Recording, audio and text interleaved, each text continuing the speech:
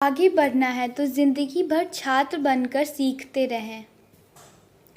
एक साक्षात्कार ने मुझे सवाल पूछा कि झूठ बोलकर से बिजनेस शुरू करके 70 सालों में 1000 करोड़ रुपए का साम्राज्य कैसे बना लिया।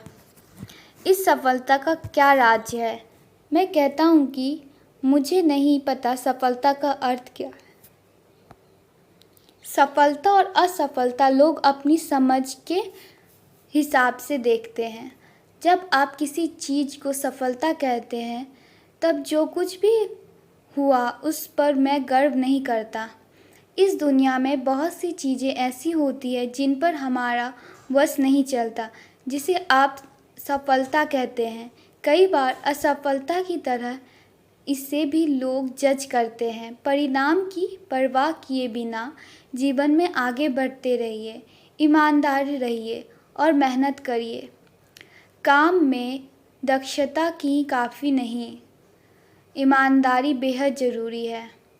12 साल की उम्र में बिजनेस के क्षेत्र में मेरी ट्रेनिंग शुरू हो गई थी, लेकिन 16 साल की उम्र में स्वतंत्र रूप से व्यापार करना शुरू किया। उस समय देश अपनी आज़ादी के लिए संघर्ष कर रहा था। जब युवा था तो देखा कि ईडन गार्डन में जहां अंग्रेज सैर करते थे वहां भारतीय नहीं टहल सकते हैं।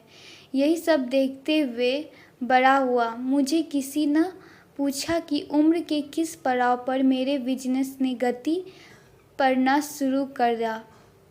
मैं कहता हूँ कि यह भ्रम है। दरअसल कुछ चीज़ें ईश्वर की कृपा या प्रकृति के चलते हैं, आप तक बिना उसकी उम्मीद किए ही आ जाती है। हम किसी न किसी ताकत के सहारे या उसके पीछे चलते रहते हैं। कुछ चीज़ें ऐसे करते हैं जिनकी हमें कभी योजना नहीं बनाई है।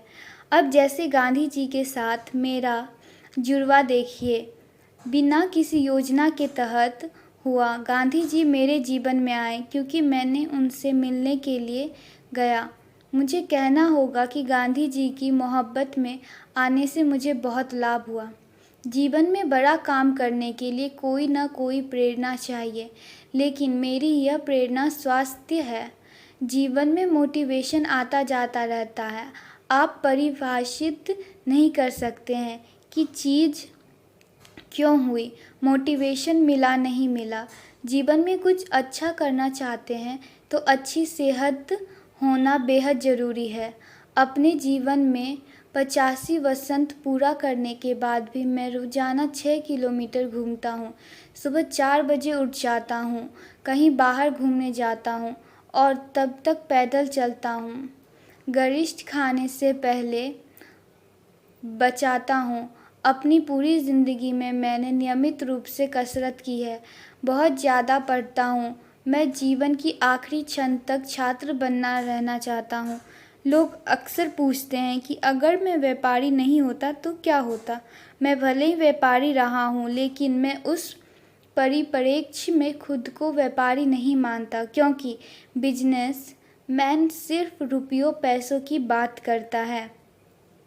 वह पढ़ाई लिखाई में पैसे कहाँ खर्च करेगा। पर मैंने अपनी सारी ज़िंदगी छात्र जीवन की तरह जिया है।